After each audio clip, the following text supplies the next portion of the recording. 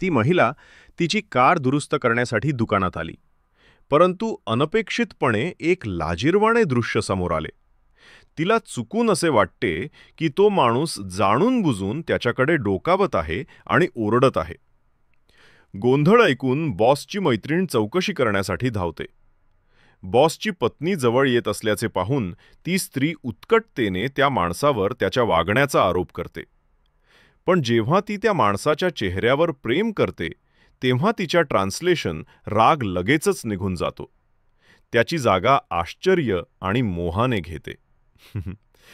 ती बॉसच्या पत्नीला मार्गावरून हटवण्याचे निमित्त शोधते आणि नंतर त्या माणसाला एक अर्थपूर्ण हास्य देते. अचानक झालेल्या या बदलामुळे तो माणूस स्तब्ध होतो. तेवढ्यात बॉसची पत्नी परत येते. एक खंबीर स्त्री भूतकाळ सोडून देण्याची ऑफर देते. पण आता ती घाबरली आहे आणि त्या